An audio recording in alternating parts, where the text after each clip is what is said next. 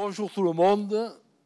Alors, je remercie les organisateurs de m'avoir confié le rôle de modérateur. J'aime pas ce mot. Je préfère les excitateurs, à la rigueur. Mais aujourd'hui, je ne suis pas très excité parce que j'ai les oreilles bouchées. Je vous avertis, ça risque de poser des problèmes. Donc, soyez sympas de parler comme il faut dans le micro.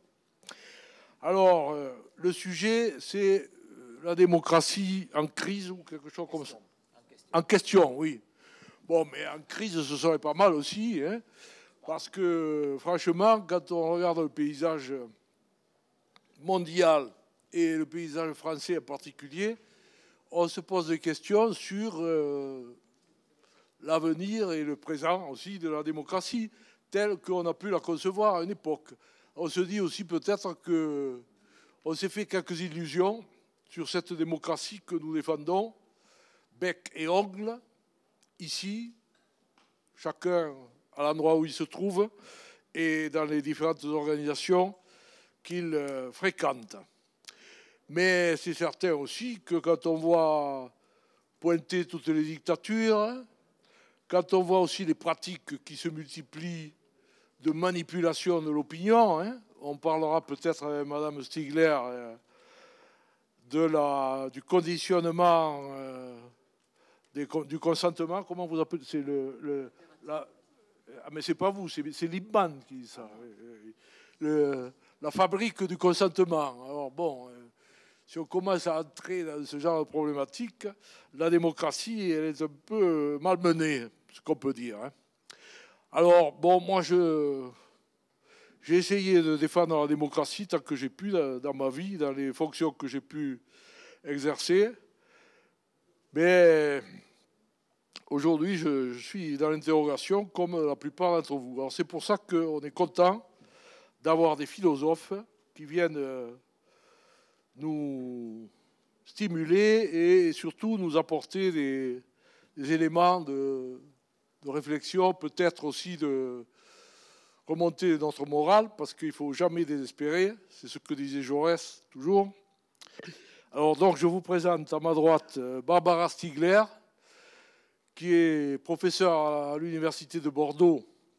Je lui faisais remarquer que c'était assez rare d'avoir des Bordelais qui consentent à remonter le cours de la Garonne pour venir nous haranguer.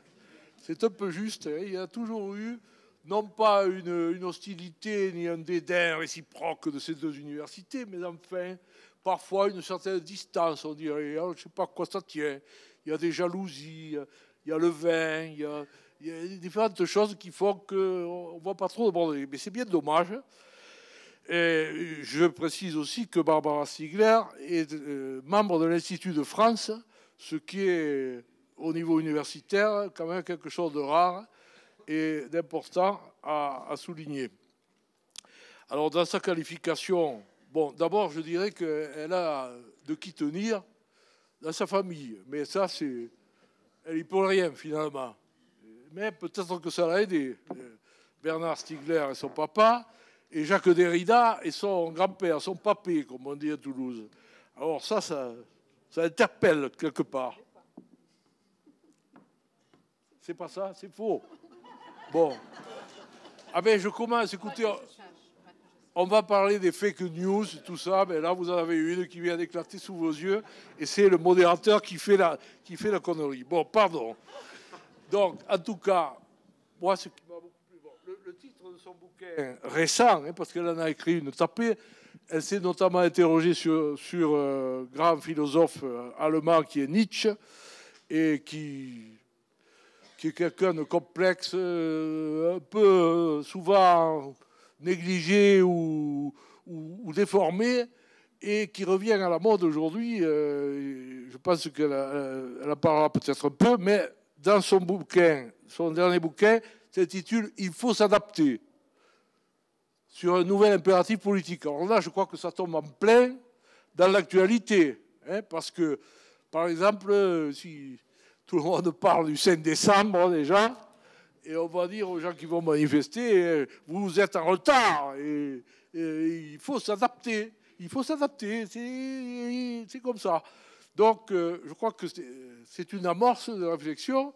C'est pas c'est quand même un peu contraire au message classique de la démocratie qui était qu'il fallait que la société s'adapte aussi aux citoyens et qu'on améliore la société pour améliorer la condition de tous, je crois. Bon, on va reprendre à ça. Donc, Barbara, nous attendons beaucoup de vous et c'est avec plaisir que je vais vous donner la parole en premier, mais je présente aussi Bruno.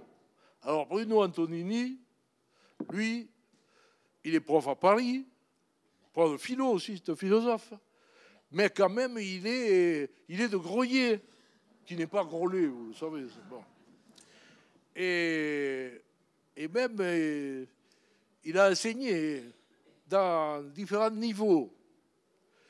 Et c'est surtout un spécialiste de Jaurès. Alors lui, je le connais un peu mieux, puisque depuis quelque temps, je me consacre beaucoup à Jaurès, et il fait partie de cette petite cohorte on peut dire des Jaurésiens, ou des spécialistes, enfin en tout cas ceux qui s'intéressent à Jaurès, qui est toujours une source vive, je crois, pour tous ceux qui veulent réfléchir à la démocratie et au progrès de l'humanité. Donc, il a réalisé plusieurs livres, et dont un s'intitule État et socialisme chez Jean Jaurès. Merci Bruno. Et dans ce livre, donc, il n'y a pas, si vous voulez, de contradiction au départ, c'est-à-dire que Mme Stigler va vous parler peut-être beaucoup des néolibéraux américains, et Bruno, lui, a réfléchi beaucoup aux sources du socialisme jaurésien, sources philosophiques et autres. Je me rappelle qu'il y a un gros chapitre sur Durkheim et aussi sur Georges Sorel, avec les contestations. Donc tout ça, ça devrait faire un amalgame pas mal, il me semble. Bon, mais j'ai déjà trop parlé. Madame Stigler, vous avez la parole. Merci beaucoup. Alors, pour vous rassurer, j'ai un peu des racines toulousaines. Car mon vrai père, car la filiation du père est vraie, je suis bien la fille de Bernard Stiegler, a appris la philosophie au Mirail, l'université que vous avez présidée. Voilà. Donc, si j'ai hérité de lui, j'ai hérité indirectement du Mirail. Voilà. C'est peut-être pour ça que je suis là. Alors, oui, je vais vous expliquer assez rapidement. On a une vingtaine de minutes chacun, c'est ça, pour présenter nos... Voilà. Voilà, bien sûr. Donc, j'en ai pas pour longtemps. Oui, quelques mots déjà sur le titre et puis pourquoi j'interviens du même coup sur la question de la démocratie, parce que c'est pas évident le lien. Il faut s'adapter. Cette expression m'a toujours paru étrange et je n'ai jamais connu d'autres expressions dominantes depuis que je suis née. J'entends ça partout et de plus en plus dans le champ politique. Il faut s'adapter. C'est une sorte de ritournelle et qui fonctionne avec d'autres mots.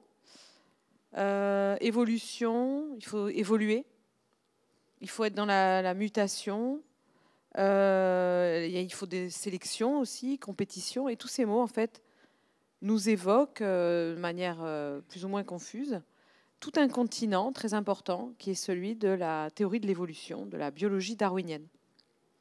Donc on a ce discours qui a une espèce d'allure biologisante. On ne sait pas si c'est une métaphore ou si c'est vraiment une vision de l'évolution. Tout ça s'est imposé de manière un peu étrange, pas claire du tout, pas maîtrisée du tout, pas consciente, et surtout en trahison directe d'un grand principe qui est qu'il ne faut pas faire de biologie qu'en politique et pas mélanger la politique et la biologie parce que ça nous rappelle de très très mauvais souvenirs. Ça nous rappelle le biologisme. Et si ça nous rappelle le biologisme, ça nous rappelle, nous Européens, le biologisme nazi. Donc, toute forme d'invocation du darwinisme dans le champ social et politique est devenue tout à fait tabou. Ça ne se fait pas, et on le comprend très bien, pour des raisons historiques qu'on peut tout à fait comprendre. Et du même coup, on voit pas... je me suis dit, au fond, mais est-ce qu'on serait des darwiniens sociaux sans le savoir ou sans l'assumer? qu'est-ce que c'est que cette affaire? Donc, j'ai commencé cette enquête sur cette ritournelle depuis fort longtemps, et j'ai commencé l'enquête avec Nietzsche, parce que Nietzsche avait déjà entendait déjà cette injonction, il faut s'adapter, cette valorisation de l'adaptation, de l'adaptationnisme, et il l'a critiqué déjà dans des textes très importants, en particulier un texte fort célèbre de la généalogie de la morale, qui est sur la biologie et qui est sur la société aussi, et qui critique l'adaptation, etc. Mais je me suis dit, ça ne suffisait pas, puisque ce que critique Nietzsche, c'est vraiment le darwinisme social de l'époque d'un Britannique que vous avez peut-être oublié, mais très important, qui est Herbert Spencer, qui a donc lancé le pseudo-darwinisme social, parce que je dis pseudo parce que ce n'est pas très darwinien en réalité, et qui ensuite est devenu vraiment quelque chose d'obsolète. Et donc, nous ne sommes pas véritablement spenceriens. Qu'est-ce que c'est qu'être spencerien? Être spencerien, c'est vouloir que l'État disparaisse, ou ne soit se replie sur ses fonctions purement régaliennes de police, sécurité, douane, justice, et qu'il n'y ait pas de politique d'éducation, qu'il n'y ait pas de politique de santé, que l'État ne se mêle pas de tout ça.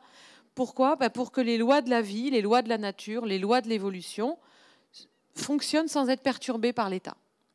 Et si elles fonctionnent sans être perturbées par l'État, il se passera, dit Spencer, que les plus aptes, comme dans la nature, seront sélectionnés, et les inaptes, comme dans la nature, seront tendanciellement éliminés. Par contre, si l'État intervient, on va avoir une politique étatique pour sauver les malades, une politique étatique pour tout, qui vont perturber les choses. Alors, moi, je ne vis pas dans un monde spencerien. L'État le monde dans lequel je vis est un monde dans lequel l'État s'occupe d'éducation, redistribue les ressources à très haut niveau, même si les inégalités sont très fortes. Il y a une intervention continuelle de l'État. Il y a des très importants prélèvements obligatoires, une sécurité sociale, une politique d'éducation, une politique de santé. Si nous regardons les soignants aujourd'hui, ils ne sont pas abandonnés exactement par l'État. Ils sont harcelés par l'État, qui leur demande en permanence de soigner comme ci, de soigner comme ça, d'utiliser telle et telle norme de qualité. La Haute Autorité de Santé renvoie aux agences régionales de santé toutes sortes de standards. Bref, l'État, dans un sens très général du mot, la puissance publique, est extrêmement prégnante. Et donc, ce n'est pas le cadre spencerien. C'est un nouvel État, et ce nouvel État ne cesse de dire « vous devez vous adapter ». Donc ça ne cadrait pas avec Spencer, si vous voulez. Donc je me suis dit, il faut que je continue mon enquête. Et je l'ai poursuivie en philosophie politique.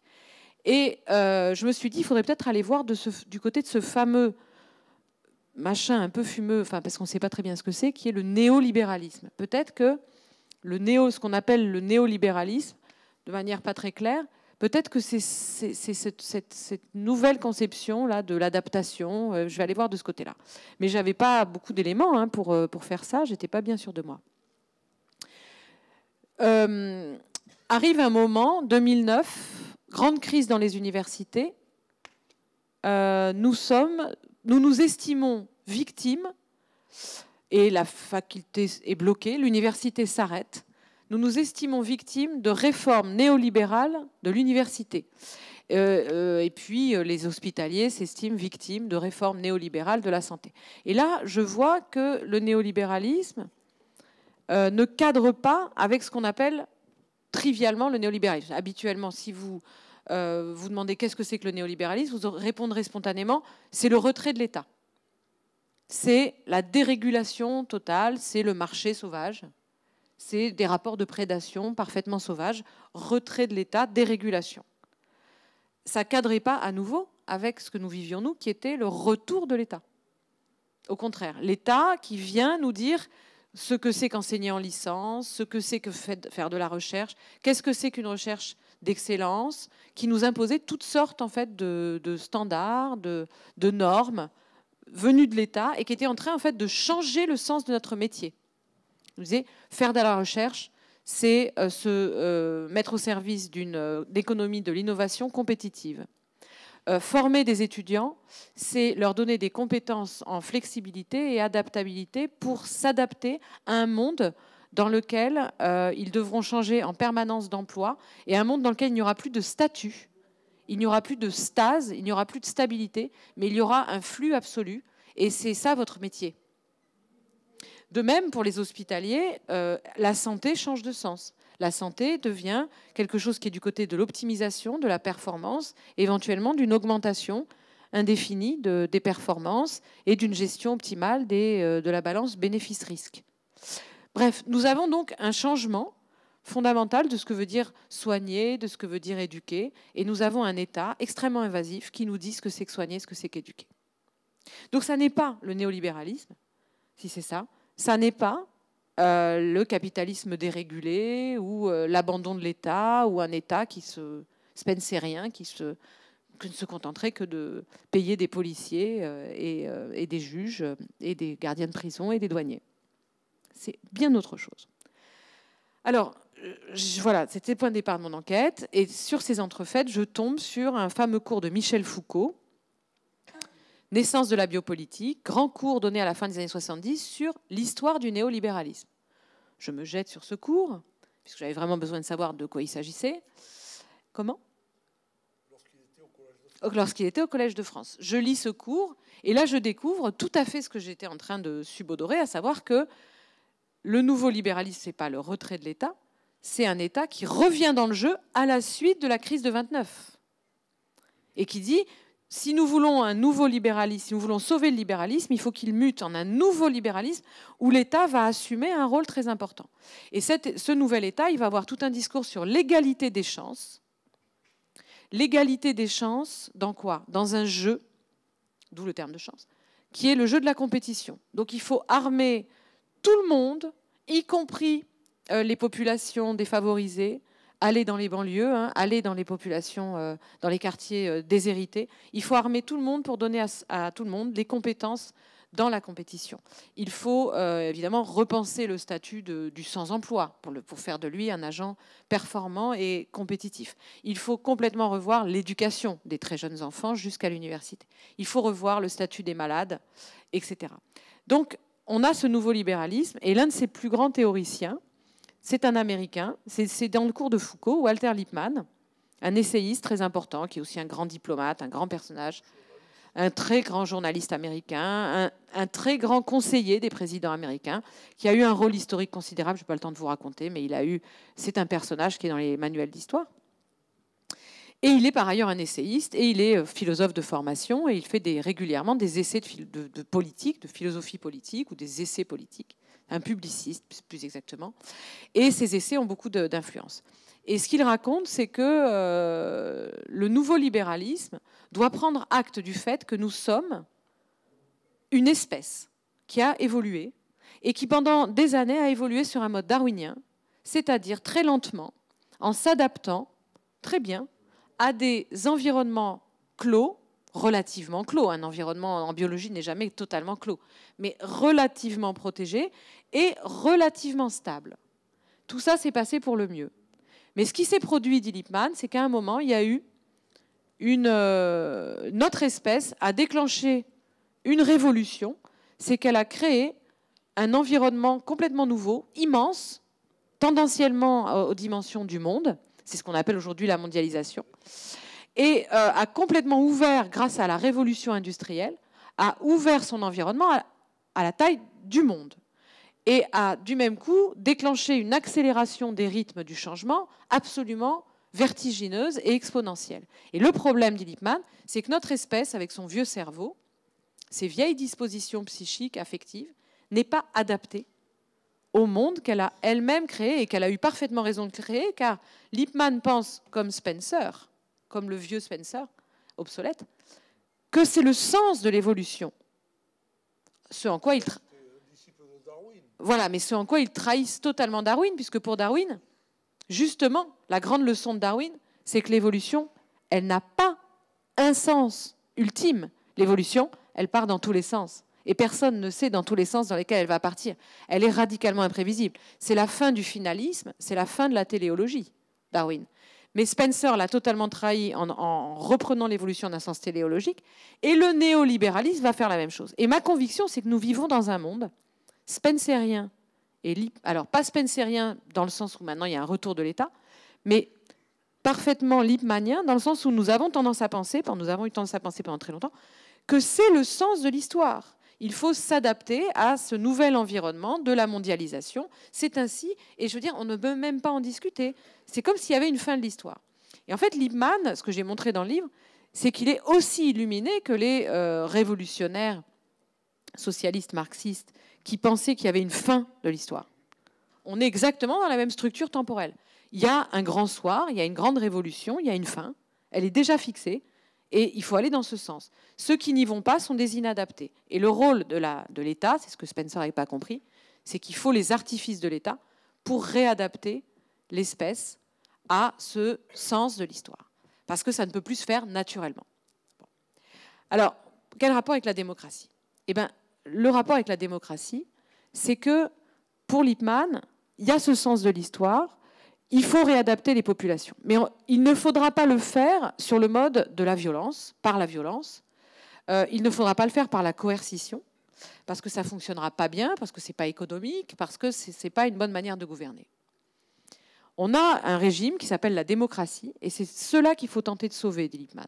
Il faut tenter de rester dans le cadre démocratique et ne pas partir dans la direction des fascistes ou des nazis qui sont en train de s'imposer un peu partout à l'époque, les régimes autoritaires.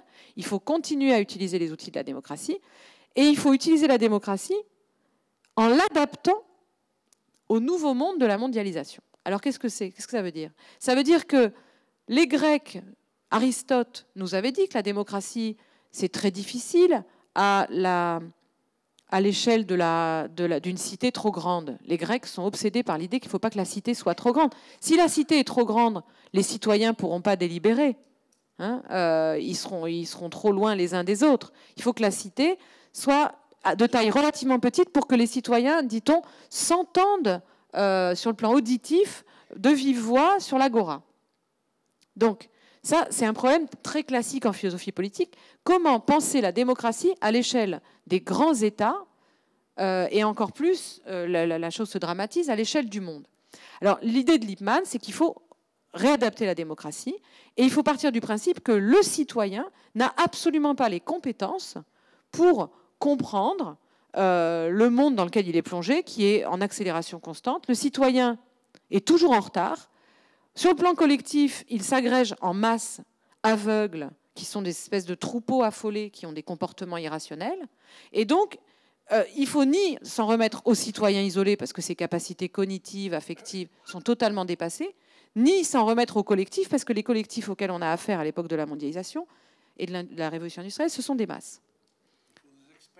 Alors la seule solution, effectivement, c'est de s'appuyer sur des leaders, des gouvernants, qui eux-mêmes sont débordés parce qu'ils ont le même cerveau que les autres. Ils ont le même cerveau que les autres. Ils ont beau avoir fait les grandes écoles, ils sont lestés des mêmes biais, comme on dit aujourd'hui, un mot très à la mode.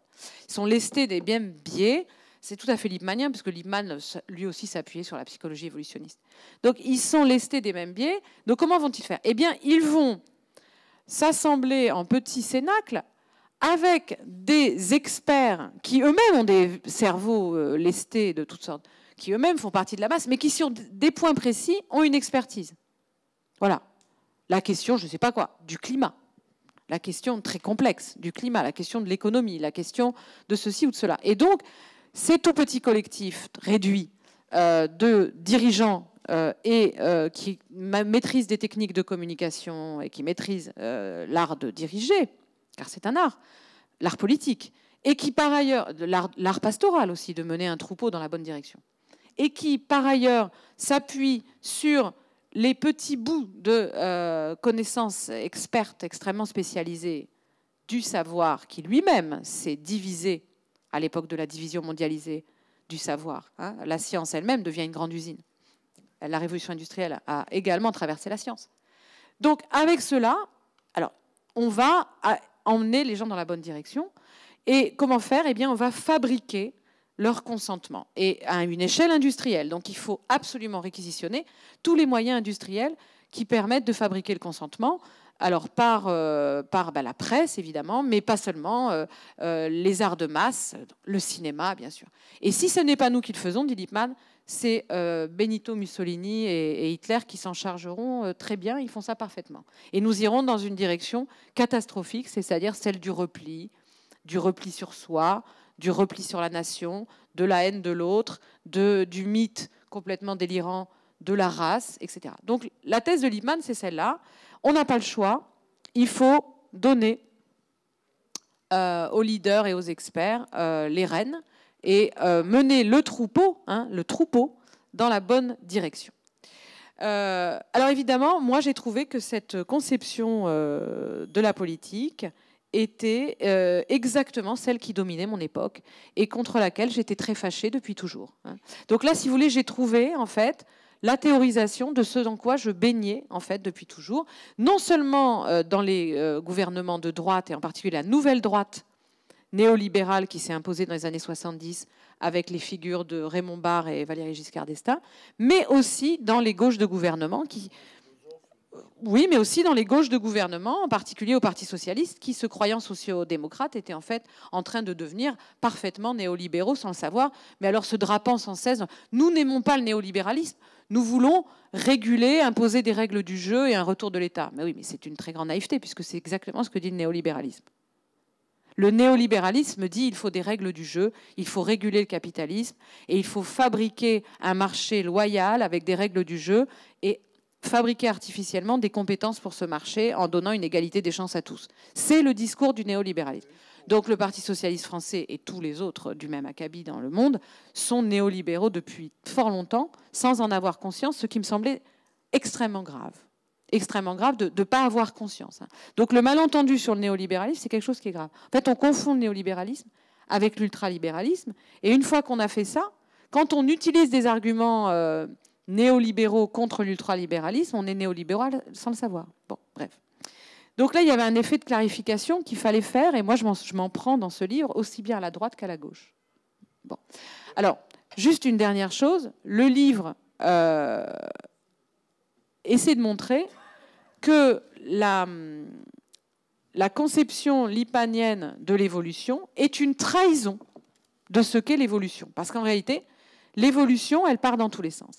Et le livre n'est pas seulement un livre sur Lippmann. Enfin, j'ai vraiment pensé que je tenais un livre. Quand j'ai rencontré sur ma route, par hasard, un jour, ça a été un saisissement, le grand contradicteur de Lippmann, John Dewey. Et j'ai découvert que c'était un collègue à moi, un très grand philosophe, un des plus grands philosophes américains du XXe siècle, qu'il a déconstruit pendant 20 ans le discours de Lippmann, en opposant à Lippmann qu'il n'avait rien compris à la révolution darwinienne, puisque le darwinisme nous dit que l'évolution part dans tous les sens, et pour Dewey, la culture poursuit cette multiplicité expérimentale, ce laboratoire expérimental de la multiplicité des manières de vivre, et que pour Dewey, la démocratie, c'est justement ce laboratoire de la multiplicité des manières de vivre qui est mené par des publics et que, du même coup, la conception lippmannienne de la démocratie totalement verticale est une trahison complète de ce qu'est la démocratie. Et enfin, Dewey ajoute, c'est une tradition complète de ce qu'est le libéralisme, parce que Dewey ambitionne lui aussi d'inventer un nouveau libéralisme qui fasse une critique du libéralisme classique qui a figé le carcan économique et qui a détruit les potentialités dont était porteuse l'espèce humaine en figeant comme unique potentialité un certain type d'échange économique, celui du capitalisme avancé, et qui a concentré le savoir, la connaissance dans les mains d'une élite qui concentre aussi la richesse. Et du même coup, Dewey dit qu'il faut inventer un nouveau libéralisme, justement en se référant à la révolution darwinienne et à ce qu'est véritablement la démocratie, un nouveau libéralisme qui soit là pour protéger ce que Dewey appelle la capacité de déviation que porte en soi tout nouvel individu de l'espèce et que portent en eux-mêmes tous les collectifs humains, cette capacité à inventer de nouvelles manières de vivre. Voilà. Donc le débat, il est entre ces deux nouveaux libéralismes. Et je crois qu'aujourd'hui, on est en plein là-dedans, puisqu'on a d'un côté un néolibéralisme qui est dominant, mais qui est de plus en plus contesté, et de l'autre, un peu partout dans le monde, des publics qui se lèvent et qui réclament une autre manière de faire de la démocratie, une autre manière d'évoluer, une autre manière de comprendre la question de l'adaptation, de l'avenir des espèces, de l'avenir du vivant. Voilà, je vous remercie. Merci beaucoup, c'était très clair, vous pouvez applaudir, oui. Bravo, mais c'est pas très optimiste en définitive. Enfin, mais on va pas se flinguer. Pour autant, un petit coup de Jaurès nous fera du bien. Allez, à toi. Merci Rémi et merci Barbara. Oui, sous le fond, je suis aussi de ceux qui pensent, je ne sais pas s'il faut dire hélas, qui pensent que la démocratie est un danger de nos jours, pas qu'en France, hein, et que cette mise en question dont nous débattons aujourd'hui, ici, est un nouveau défi qui lui est lancé pour se régénérer ou bien pour abdiquer. Définitivement, pourquoi pas, on verra. Je pose le cas, c'est tout, je ne dis pas ce qui va avoir lieu. Mais d'abord, de quel danger s'agit-il, hein? Et qui la remet en question pour la contester ou même pour tenter de la supprimer? Alors, j'aborderai la question par le biais économique aussi, je dirais même par le problème que pose la démocratie et que constitue de nos jours et maintenant mondialement l'actuel régime économique de type néolibéral. En effet, même si Barbara a débroussaillé bien des choses, je vais essayer d'avoir une autre approche et au-delà du diagnostic, c'est très risqué, faire une remédiation, je ne sais pas ce qu'il faut dire, s'il faut dire cela dans la métaphore médicale, mais enfin quelques pistes possibles avec ce Jaurès que tu annonces dans mes propos. En effet, si la démocratie est mise en question aujourd'hui, c'est essentiellement à cause des forces économiques privées, les multinationales devenues trop puissantes et ainsi imposant leur logique concurrentielle aux politiques étatiques et à toute la structure économique comme par ruissellement, donnant des gages de légitimité prétendument naturelle à cette guerre économique qui se joue devant nous jusqu'à la plus petite entreprise au nom de la nécessité de survie, le tout bien sûr sous les atours du bon sens. Cette logique folle oui, mais logique, cohérente, hein, et légitime donc, entraîne socialement ce que les philosophes Domenico Losurdo et André Tozzel, André Tozzel qui a dirigé ma thèse de doctorat État et socialisme chez Jaurès, à qui je rends hommage, eh bien, ont appelé la désémancipation, processus global de précarisation des masses, notamment des classes moyennes déclassées, spoliées par un pouvoir hégémonique illégitime parce que faisant fi de la dignité humaine au mépris de l'humain, du travail, de l'intérêt général. Hégémonie idéologique du privé, de la dérégulation maximale, à cause des forces économiques privées, disais-je. Mais n'en est-il pas de même au niveau des politiques publiques menées par nos États démocratiques? Et Barbara disait à la fin de son intervention qu'elle s'en est pris autant à la gauche qu'à la droite. C'est un peu ce que je veux dire aussi. Ça l'est cité. Bien sûr, car la logique du privé leur a été imposée. Et ce n'est pas pour les pardonner, hein, mais il y a un nécessitarisme. Hein. Cela a une logique du privé qui leur a été imposée et la désémancipation collective que nous subissons passe aussi par le recul de l'État. Il n'est pas supprimé. Il est simplement paralysé, anémié, squatté, hein, par une certaine logique ou de ses représentants, ces lobbies qui tournent autour même de nos assemblées. Le nombre est peut-être périmé, mais je me souviens que il y a une quinzaine d'années, j'avais appris d'un député que 17 000 lobbies assaillent nos députés. Comment voulez-vous travailler en bonne conscience et en bonne tranquillité d'esprit déjà? Oui, mais enfin, ce n'est pas des filtres. Bon. Et donc, de droite comme de gauche, les politiques ont failli et, je dois dire aussi, le sentiment démocratique affaibli parmi nos compatriotes, parmi nos peuples, on dit l'opinion publique aussi. Car si la démocratie est mise en question aujourd'hui, c'est non plus seulement à cause, hein, mais par les peuples eux-mêmes. Les individus, citoyens ou classes, si tant est que toutes ont aujourd'hui une vraie conscience de classe, ou les masses, hein, bref, tout cela, nous tous, quelque part, de près ou de loin, plus ou moins, on n'y croit plus. Et c'est grave. la citoyenneté s'en trouve affectée, vidée de son sens, parce que le citoyen n'est plus que formellement citoyen, réduit au seul statut de consommateur. Quant aux classes sociales, certaines sont comme estompées. Non pas parce qu'une méga classe moyenne est apparue, elle est justement en train de se précariser, de s'amenuiser, comme je l'ai dit tout à l'heure.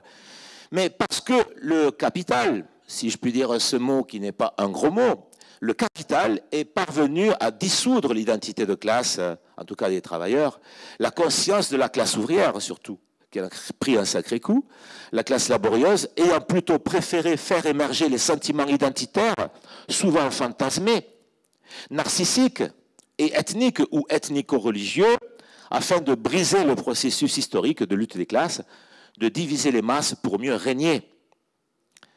Telle est la leçon tirée par le capital de 150 ans de lutte ouvrière victorieuse. On ne l'y reprendra pas. Il a tiré les leçons. C'est une façon aussi d'éluder la question sociale aujourd'hui. Dès lors, les peuples sont comme dissous, politiquement je m'entends, et nous n'avons plus affaire qu'à des peuples au sens ethnique, ou à des gens, c'est vague évidemment, à des gens groupés autour d'intérêts communs et non plus généraux. Un malentendu historique a fait reporter sur nos démocraties, nos régimes institutionnels et politiques, a fait reporter sur nos démocraties la responsabilité de tous les maux actuels, d'origine au départ souvent économique.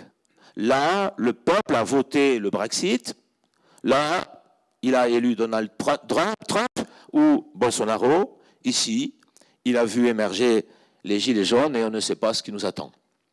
Mais quel grief peut-on, à bon droit, vraiment porter contre la démocratie, ou même s'il ne s'agit pas d'attaquer la démocratie ici, mais plutôt contre certains démocrates, je préfère nuancer.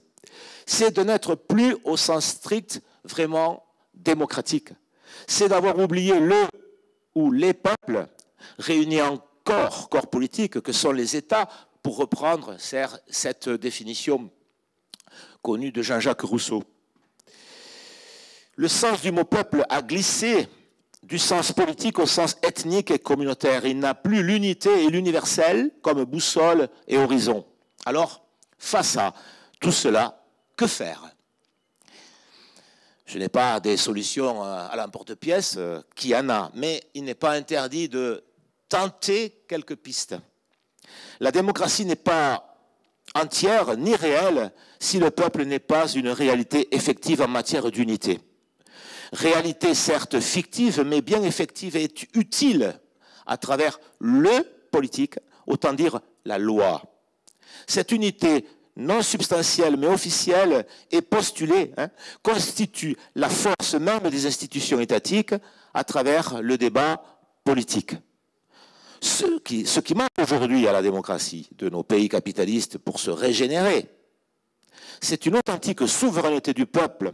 Je parle peut-être trop en français, je précise, on nous reproche bien assez sur le plan international d'avoir cette conception moniste, substantialiste presque, de la souveraineté du peuple qui nous vient de Rousseau. Mais permettez-moi d'être, sans être franchouillard, loin de là, mais d'être très classique sur le plan, je le revendique, sur le plan politique, avec ce rousseauisme sous-jacent qui défend l'idée absolument nécessaire, à mon sens, d'une souveraineté du peuple un et indivisible. Cette unité non substantielle mais officielle et postulée constitue la force même des institutions étatiques à travers le débat politique. Ce qui manque donc, disais-je, aujourd'hui à la démocratie, non-démocratie, en tout cas au moins la nôtre française, c'est une authentique souveraineté du peuple comme de chaque citoyen jusque dans l'économie. C'est là que j'en viendrai facilement à Jaurès. Je veux dire, la République jusqu'au bout, comme disait Jaurès, c'est-à-dire jusque dans l'économie, cette souveraineté exercée par le citoyen et le peuple en son entier, où l'un rejoint l'universel, c'est-à-dire le citoyen lambda, comme le peuple en son entier substantiel. C'est-à-dire, en somme, la République sociale, et que c'est peut-être faute de n'avoir pas été sociale, cette longue promesse sans cesse avortée, que les gens ne croient ni à la démocratie ni à la République, aujourd'hui mise à mal. Jaurès rêvait d'une démocratie industrielle, adossée à un régime de la propriété collective dans le domaine de la production pour abattre à terme le capitalisme en dissolvant graduellement le régime oligarchique de la propriété privée des moyens de production et d'échange, ici dans le droit fil de la Seconde Internationale de 1889.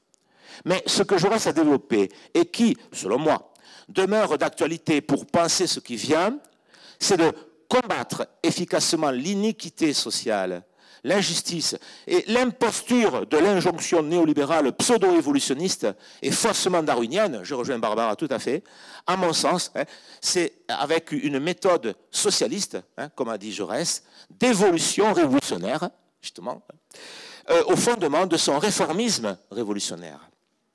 Repensant le rapport entre réforme et révolution, qu'il refuse d'opposer, même si encore des prétendus socialistes continuent à pas se déchirer, non, le débat idéologique n'est pas au top niveau, mais diverger en se disant platement, moi je ne suis pas un réformiste, je suis un révolutionnaire. Bon, ce qui peut parfois faire rigoler de la part de certains, et d'autres, mais on n'entend pas beaucoup ceci dit, mais enfin il y en a qui peuvent se le prétendre, et d'autres qui disent à tort, à mon sens, alors que Jaurès a débroussaillé la question dès 1901, ah ben moi je ne suis pas un révolutionnaire, je suis un réformiste.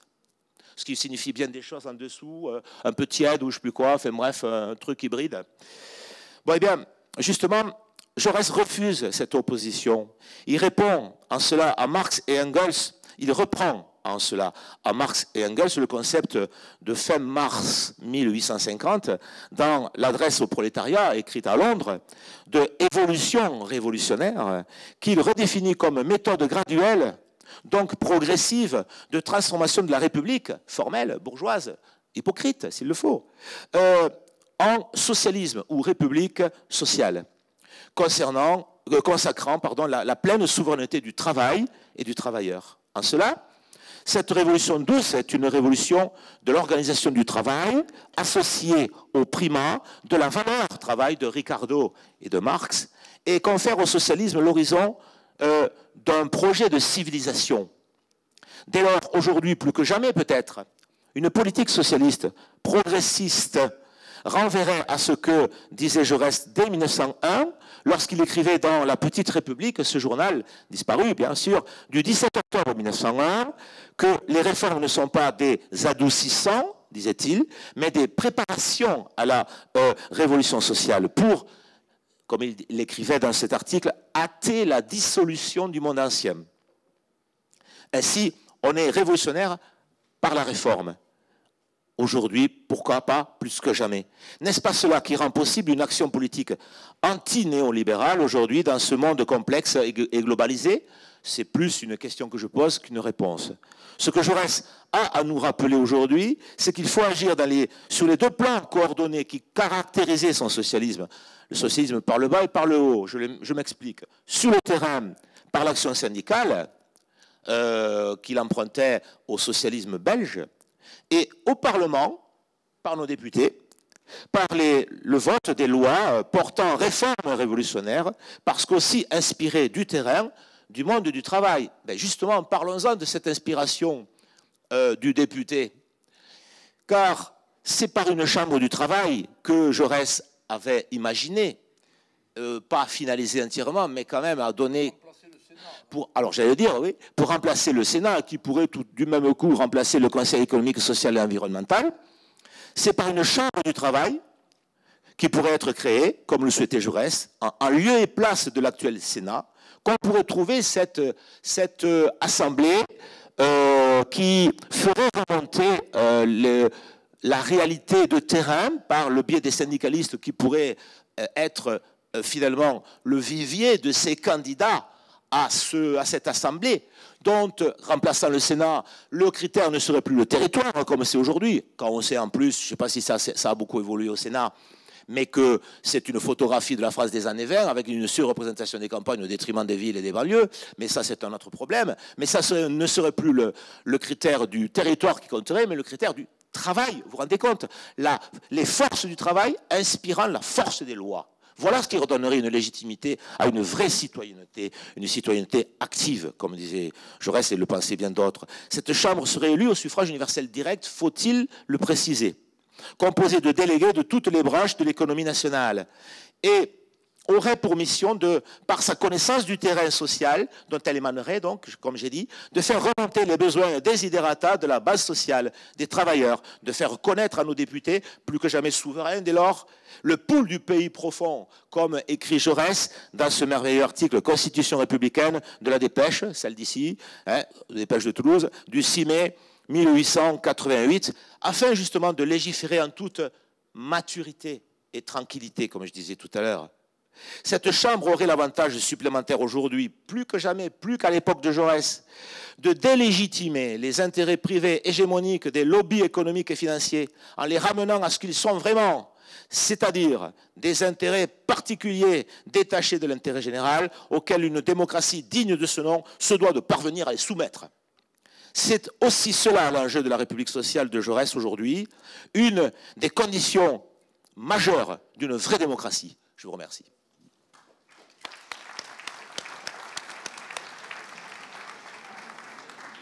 Bien. Alors, je crois que maintenant le débat est ouvert. Hein. Monsieur.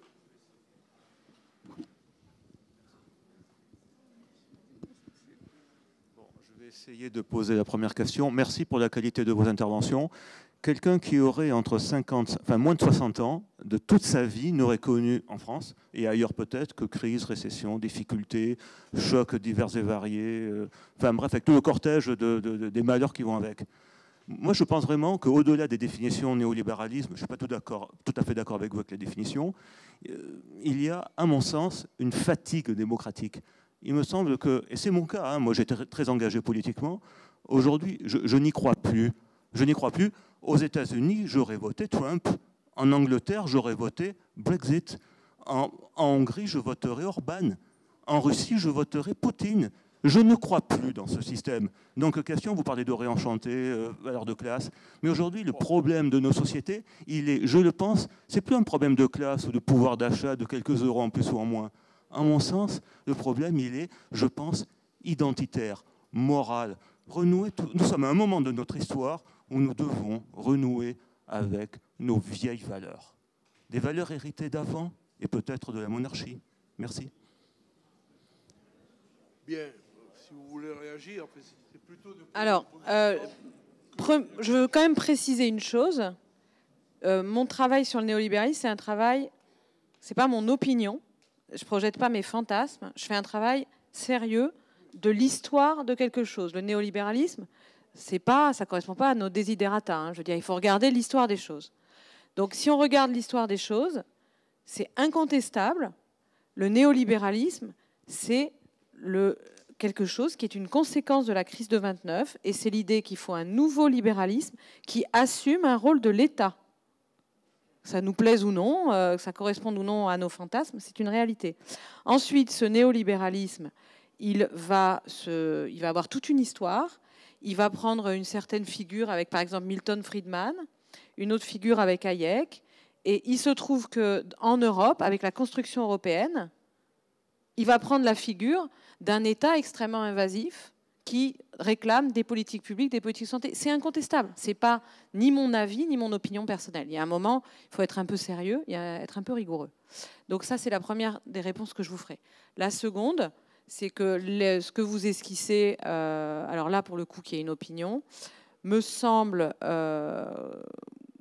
parfaitement volé en éclats. Moi, par le simple fait que l'idée qu'il y aurait des valeurs éternelles est une vue de l'esprit. En fait, je suis fondamentalement une évolutionniste.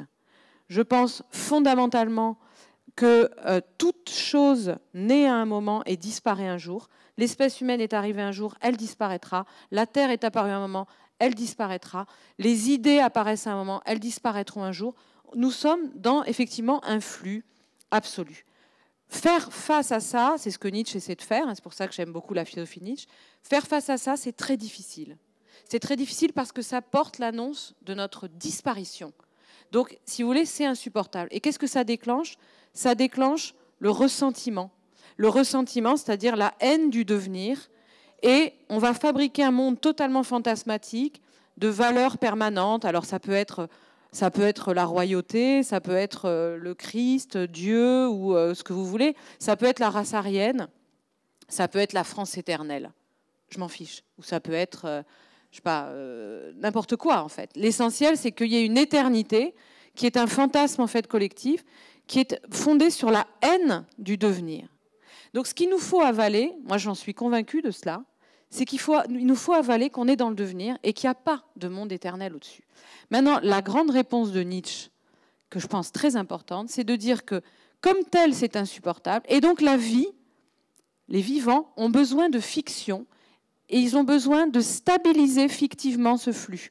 Il faut faire face à ce flux, et il faut le stabiliser par des fictions qui nous permettent de le supporter. Et pour Nietzsche, c'est ce que fait la tragédie grecque. Hein. À la fois, avec le tragique grec, vous êtes face au flux, face à la mort, à la souffrance, mais en même temps, vous êtes face à des figures magnifiques qui sont celles des héros, qui vous permettent d'aimer le flux. Voyez ? Donc, cette tension entre flux et stase, elle est constitutive. Et ce que j'aime beaucoup dans la pensée de John Dewey, que j'ai retrouvé, d'assez nietzschéen finalement, c'est l'idée qu'il faut repenser la politique comme un flux absolu également, hein, c'est-à-dire qu'il n'y a pas, en fait, Dewey ne croit pas, il engage un débat avec Rousseau, il ne croit pas en un peuple, en une souveraineté avec un grand S, en une espèce d'entité qui serait là, et il pense qu'il faut refonder entièrement la philosophie politique sur une base évolutionniste. Mais il dit, ce qu'il faut comprendre, c'est que les collectifs ne peuvent pas tenir sans, non pas des valeurs éternelles, mais sans des systèmes de valorisation qui ralentissent fictivement les choses, qui stabilisent. Et donc, il a toute une pensée sur la nécessaire stabilité des sociétés. Et ce que je crois, c'est que le néolibéralisme, il déclenche énormément de haine et de ressentiment parce qu'il déclenche un processus de disruption perpétuelle où il oppose tout le monde à être en permanence en flux. Et il considère que toute forme de stabilisation, de ralentissement, d'arrêt, comme par exemple la retraite, est quelque chose qui doit disparaître. Pourquoi les gens vont tout bloquer, je l'espère, et je ferai partie des gens qui seront dans la rue le 5, et j'espère que ça durera fort longtemps et qu'ils plieront rapidement. Pourquoi ils veulent bloquer? Parce qu'ils veulent dire on a le droit, la vie a besoin de s'arrêter. Faire prendre sa retraite, c'est s'arrêter de travailler. L'arrêt n'est pas quelque chose c'est une stase qui est nécessaire. L'arrêt n'est pas quelque chose qui est inférieur. Voilà. Alors le problème, c'est que comme le néolibéralisme fait passer toute forme d'arrêt, toute forme de stabilisation, toute forme de quelque chose qui dure et qui ralentit, pour un archaïsme inadapté, et l'idée c'est aller toujours plus vite, hein, même les malades, même les vieux, même partout, eh bien ça déclenche des comportements ou des fantasmes comme le vôtre, à savoir, puisque c'est comme ça, je hais le devenir et je veux de l'éternité. Et c'est ça qui se passe. Et de l'éternité de Dieu, du roi ou de la lame russe, ou peu importe. Et je pense que c'est terrifiant, parce que là maintenant on a face les soi-disant amoureux du flux qui haïssent la stase, et les soi-disant amoureux de la stase qui haïssent le flux, mais en réalité, quand on joue le flux contre la stase, on arrive à une immense stase, en fait, où il ne se passe plus rien. Parce que c'est ça qui se passe. Le néolibéralisme crée un monde totalement figé. Et quand on se met à adorer la stase, eh ben, tout se liquéfie, et c'est pas mieux. Hein. Donc, je crois vraiment qu'il faut se tenir dans cette tension. C'est constitutif de la politique.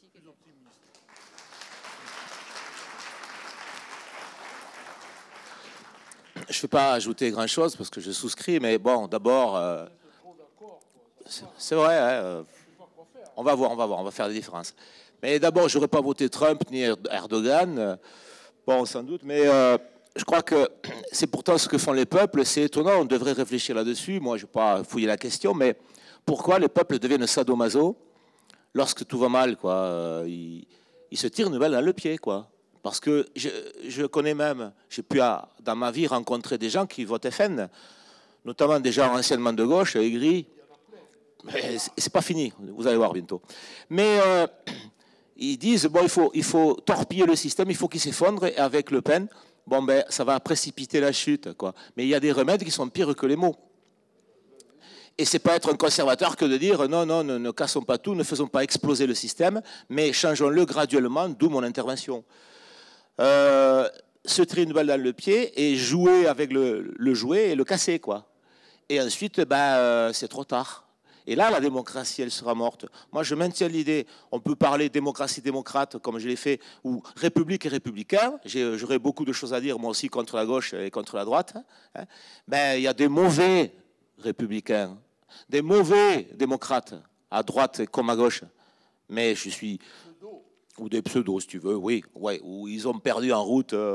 Bon. Mais la République n'est pas mauvaise.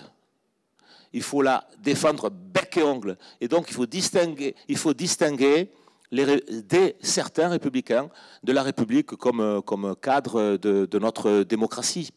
Moi, je voudrais ramener aussi dans cet élan voulu par les forces économiques dominantes, cet élan des émancipations qui s'accompagne par pessimisme orchestré par les dominants, s'accompagne d'un sentiment de résignation. Bon, allez, on se flagelle soi-même, quoi. On vote FN. On sait que Marine Le Pen n'a pas les solutions au problème. Ce sera pire encore. Mais ça fait rien, on vote pour elle.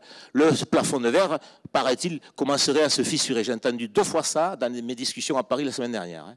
Notamment à l'EPHE, l'école pratique de hautes études, mercredi dernier, où Bobero présenté son nouveau livre sur la laïcité avec Jean-Noël Jeanneney. Mais je voudrais dire que sur le plan économique, cette désémancipation qui s'accompagne d'une déprime collective avec cette résignation, des gens qui finalement cèdent, renoncent à un progrès et finalement consentent à se laisser tondre, il est voulu aussi par à mon sens, par un chômage qu'ils considèrent, parce qu'on nous le dit tellement souvent dans les médias, un chômage qu'ils considèrent comme indépassable. Je ne suis pas économiste, on peut me dire, je l'admettrai que je dis n'importe quoi. J'ai l'intime pourtant conviction que le chômage n'est pas une fatalité, on ne le résoudra pas pour le mettre à zéro, mais toujours est-il que de la même façon que Keynes, hein, à la fin de sa vie, l'année de sa mort en 1946, écrivait la célèbre lettre à ses petits-enfants, dans laquelle il disait « Mes petits-enfants, vous verrez, moi je ne le verrai pas », qu'il va y avoir un chômage massif dans notre société dû à la technologie qui va supprimer beaucoup d'emplois. On l'a vu. Bon, il paraît que la technologie devait redéployer de nouveaux métiers, de nouveaux postes, mais peut-être c'est mieux qu'avant, mais enfin on n'y est pas encore. Le compte n'y est pas. Mais je pense qu'aujourd'hui, il y a plus que ça, il y a pire que ça. Moi, je n'hésite pas à parler de chômage idéologique, c'est-à-dire par le biais, s'il le faut, allez, admettons, il n'y a pas le mal partout, des gouvernants peuvent être bien intentionnés et honnêtes, je parle de personnes, hein. Bon, il peut y en avoir, je l'admets, bon, mais ils sont comme annulés dans leur performance, ils sont comme émasculés dans leur politique, parce que autour, il y a la pieuvre du système néolibéral qui les rabaisse, qui leur donne moins de force politique de décision et d'action sur la structure économique et sociale, si bien que le chômage ne peut pas être descendu parce que le chômage, c'est super le chômage. Un chômage fort, c'est formidable, car ça permet d'éluder, d'écarter la question sociale et de nous tendre à tous et de nous faire accepter l'inacceptable. Eh oui, c'est déjà ce que disait Karl Marx avec l'armée de réserve. Bon, il y a d'autres questions, bien sûr. Monsieur, essayez d'attraper un micro, sinon personne ne vous entendra, moi, le premier.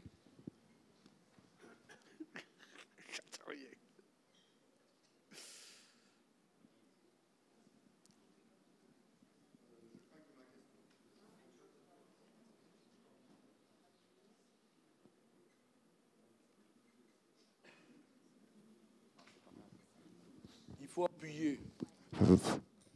Je crains que ma question soit un peu terre à terre par rapport à ce qu'on a entendu jusqu'à présent, mais en tout cas, elle sera pas hors sujet. Nous vivons en démocratie où la majorité l'emporte. Nous vivons également au pays du rugby où l'on n'a pas peur de retourner aux fondamentaux. Ainsi, Rousseau est le bienvenu qui nous disait que croire que la décision de la majorité est la meilleure est un acte de foi. Ce système fonctionne peu ou prou correctement avec environ 2/3 des citoyens, si l'on tient compte des taux de participation aux élections. Très récemment, les nouvelles technologies ont permis de mobiliser le 3e tiers. Ce micro-ciblage dont on a entendu parler dans tous les médias, utilisé pour la première fois lors du suffrage du Brexit, pour la deuxième fois lors de l'élection de Trump, a permis des élections inattendues par rapport à tous les modèles de sondage. Cela pose deux questions inquiétantes. Premièrement, il s'agissait d'un véritable exercice démocratique puisqu'il y avait davantage de participation et le résultat n'était pas à la hauteur de la bien-pensance. Mais, heureusement il y a un mais, ces résultats ont été obtenus sur la base de communication de mensonges simplistes. Il y a toujours eu des manœuvres de base politique, mais là je pense qu'une ligne a été franchie. Je vois dans la pratique de ces mensonges l'esquisse d'un délit. Alors ma question est la suivante. Afin de préserver la démocratie, dans le cadre particulier d'une campagne électorale, où les candidats sont nimbés d'une aura républicaine et donc censés protéger les électeurs, ne faudrait-il pas encadrer la liberté d'expression par une espèce de CSA appliquée au suffrage, afin que la pratique de ces mensonges qui visent à obtenir des suffrages indûment cesse? Alors, merci de votre question. Je la comprends très bien et je comprends très bien ce que j'appellerais votre tentation que je peux avoir aussi, mais je ne pense pas que ce soit possible. Je ne pense pas que ce soit possible parce que l'un des principes fondamentaux de l'espace démocratique, c'est que les gens échangent des informations librement et éventuellement parfaitement déformées. La seule, dans le champ académique, en revanche, il y a une police du savoir qui est très dure, qui peut faire que vous êtes éreinté quand vous passez votre thèse, que votre article est refusé. Et je crois que ça suffit comme ça doit rester uniquement dans le champ académique. On ne peut pas imposer une police du savoir dans une cité. Voilà. Alors je pense que la seule issue, et là je reviens à John Dewey à nouveau, Dewey se revendique comme socialiste et libéral. Libéral parce que l'idée, c'est ce que je disais à la fin, c'est de protéger la capacité de déviation que porte en elle l'espèce humaine, à la fois l'individu et les groupes qui s'assemblent. Mais il est socialiste parce qu'il considère que si les individus et les groupes peuvent dévier et inventer de nouvelles manières de vivre, c'est par ce qu'il appelle l'intelligence collective. Le grand discours aujourd'hui et le grand constat, c'est que l'intelligence collective serait une vue de l'esprit. Dewey dit que c'est comme ça que l'espèce s'est hominisée et est devenue humaine. C'est qu'elle a utilisé, les biologistes diraient, exapté, détourné un organe qui existait chez les mammifères supérieurs, à savoir l'intelligence, et d'autres animaux d'ailleurs, et qu'elle l'a transformé, qu'elle lui a donné un nouveau tour qui est l'intelligence collective. C'est-à-dire que le fait que pour Dewey, l'intelligence humaine ne peut pas se mettre en branle à l'échelle de l'individu. C'est impossible. Un individu seul n'est pas capable d'être intelligent. Il est obligé d'être intelligent collectivement. Et ça passe par le langage, la culture, etc. Et toute une série de processus. Or, l'idée de Dewey, donc ça c'est attesté par l'évolution de l'humain qui a mis en place cet organe que l'intelligence collective, tout le monde comprend ce que ça veut dire. C'est par exemple cela qui a permis les innovations technologiques, les inventions techniques, par exemple, et l'art et toutes ces belles choses qu'ont produit les humains. Mais la conviction de Dewey, c'est que cet organe est à la fois, il existe, c'est pas une vue de l'esprit, mais il est fragile. Il faut des conditions collectives. Donc, il se dit socialiste parce qu'il considère que l'intelligence collective, elle est sans cesse menacée de destruction par des forces de prédation qui veulent concentrer non seulement la richesse, mais le savoir dans leurs mains. Et là, je crois qu'il y a vraiment un rôle fondamental du savoir académique, du savoir scientifique, etc., de faire un travail très important pour se diffuser et non plus se concentrer. Une des raisons pour lesquelles, un des motifs de ces nouveaux votes populaires, entre guillemets, parce qu'en réalité, souvent, ces gens-là passent parce que les gens comme nous ne votent plus. Et on peut les comprendre. Pour Macron, pour Hillary Clinton, pour tout ceci, parce que ça reconduit sans cesse l'adversaire pseudo-populiste. Vous voyez ce que je veux dire? On est un peu pris dans un piège. Reconduire le néolibéralisme éternellement pour ne pas avoir Marine Le Pen, Trump, etc. Il y a un moment, les gens ne jouent plus le jeu et ça laisse passer ces gens-là. Donc, est-ce que c'est vraiment une immense aspiration populaire? J'en suis pas si sûre. Il y a beaucoup de gens qui laissent passer, en fait, Voilà, à la fin, on laisse passer. Vous voyez ce que je veux dire? Mais l'idée générale, c'est que un des grands motifs de ressentiment, je parlais de ressentiment tout à l'heure, qu'il y a dans ces votes, c'est un ressentiment contre le savoir. C'est un ressentiment contre ceux qui savent, les connaissants, les universitaires, les académies. Il n'y a pas seulement une haine des riches, il y a beaucoup plus encore une haine des sachants. Et ma conviction, c'est que les sachants sont largement responsables de cela.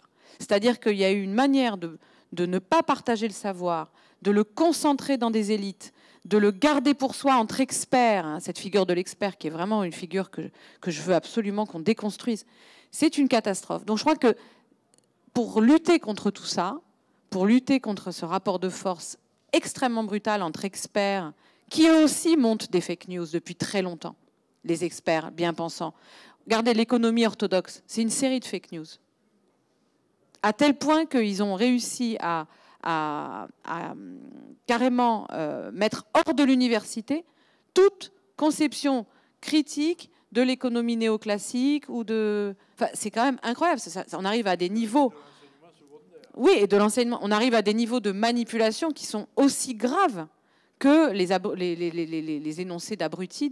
C'est très grave également. Donc, au niveau du savoir expert autorisé, on a énormément de manipulation depuis longtemps. La manipulation du consentement dont je vous parlais à propos de l'IPAN, c'est une réalité. La manière dont en santé publique, on ne dit pas aux populations la réalité, c'est une réalité. C'est extrêmement documenté. Donc, les fake news, elles sont de tous les côtés. Pas seulement du côté des obscurantistes patentés, mais aussi du côté des sachants qui ont gardé pour eux ce savoir. Et je crois que l'unique voie, c'est la question de l'éducation, de la diffusion du savoir. C'est l'unique voie, il n'y en a pas d'autre. Et effectivement, elle est graduelle, elle est lente, elle est longue, j'en suis désolée, mais il n'y a pas d'autre possibilité. On ne peut pas par un seul coup. Mais en tout cas, je ne crois pas à l'idée d'instaurer une police du savoir dans la cité, parce que ça paraît séduisant, mais en réalité, dans ce cas-là, on arrive à une situation qui n'est pas démocratique. Oui. Bruno. Je souscris complètement. Tu passes. Autre question. Il y a plusieurs bras qui se lèvent.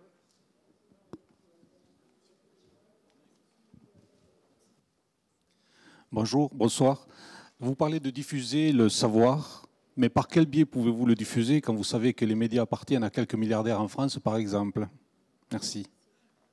Mais vous avez tout à fait raison, parce que poser la question de la diffusion du savoir, c'est poser la question des moyens de production et de partage de ce savoir. C'est là où Dewey reprend un vocabulaire assez marxiste, hein, les moyens de production.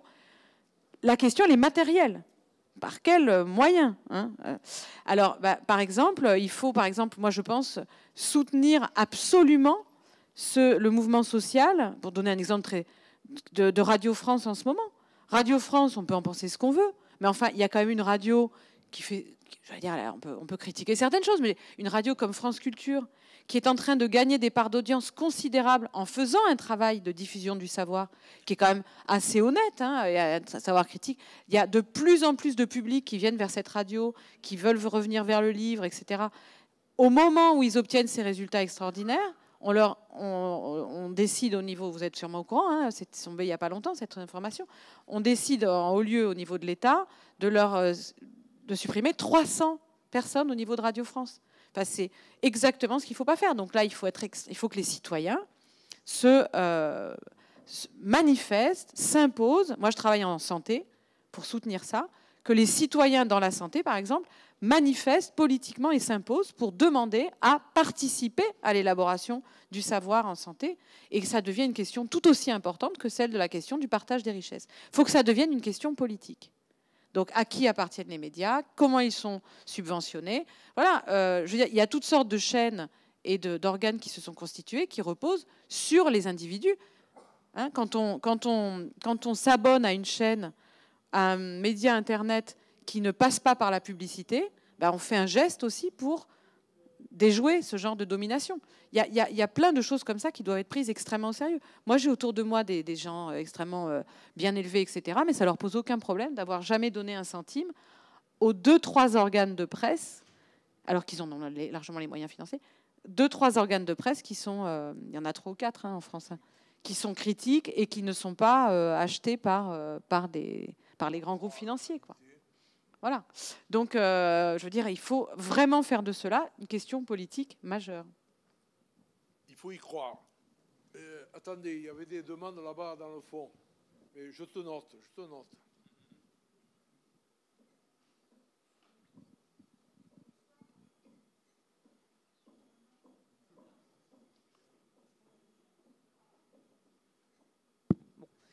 Je vais essayer de parler fort. Ça y est ?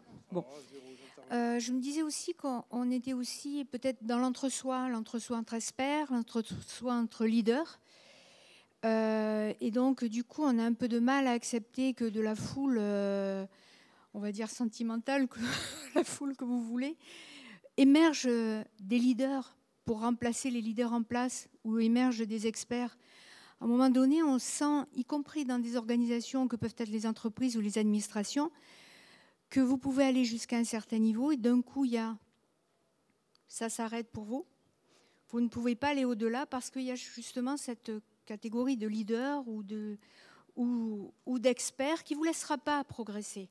Et donc, du coup, on ressent, en tout cas, personnellement, moi je le ressens, un appauvrissement.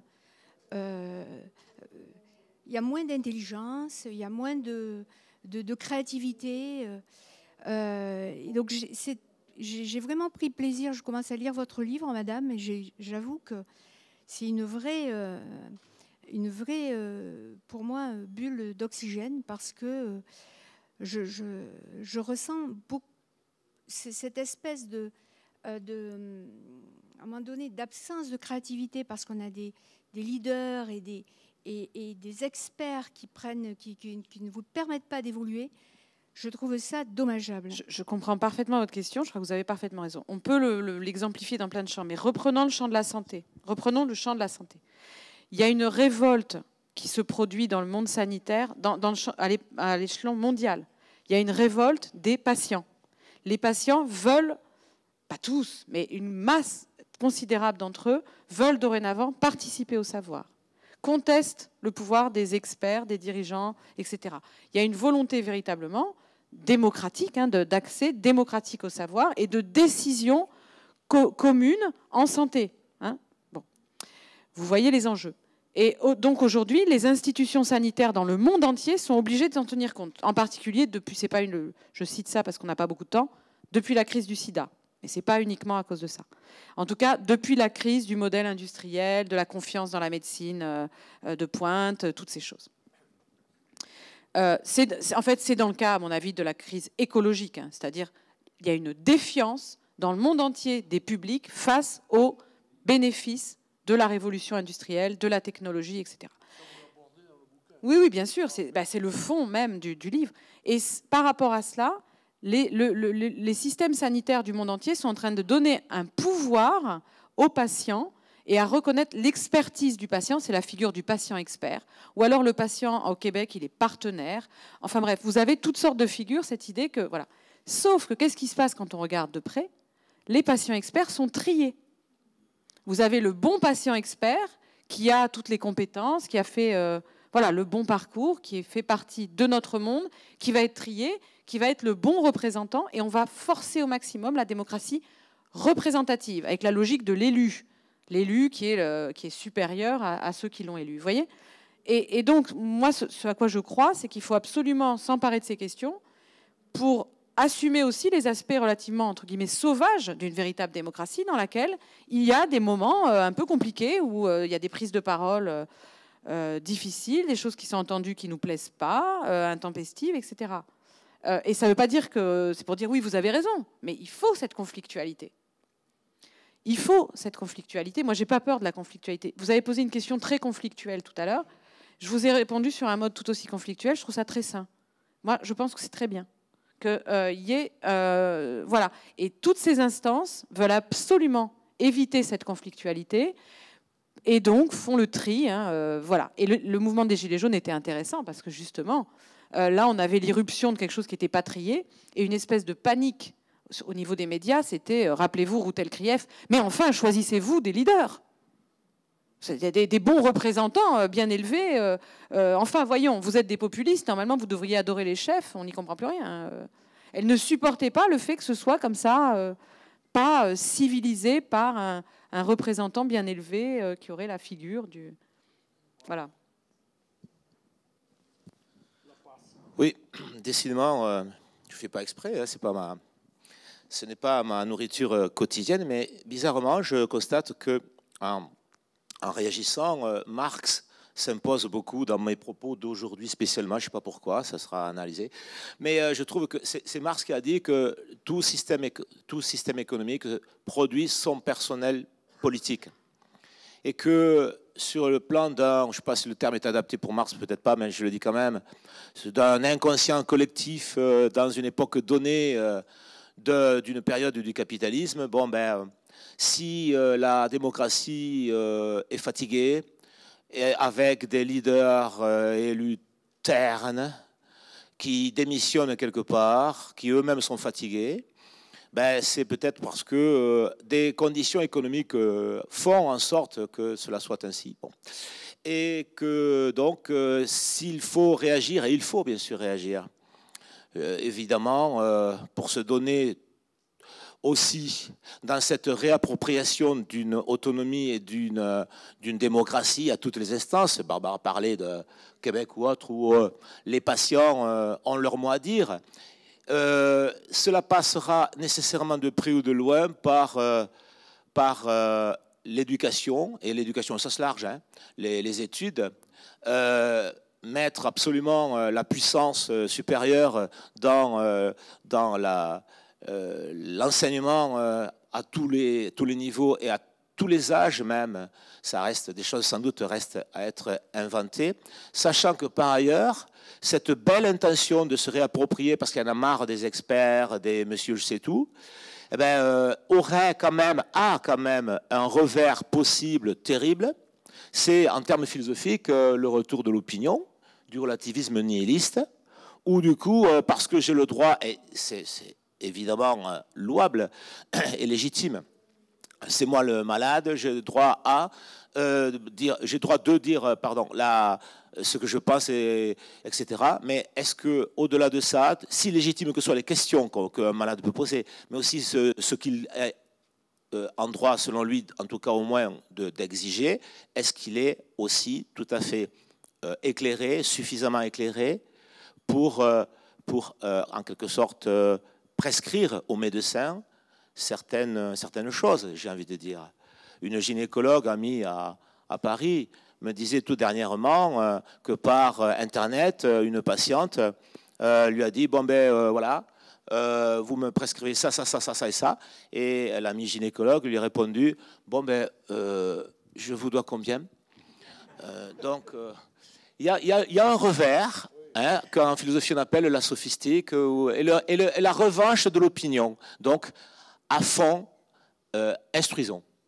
Bon, dernière question. Je suis obligé d'arrêter là, puisqu'il y a d'autres débats, et il faut que vous puissiez naviguer d'un côté à l'autre.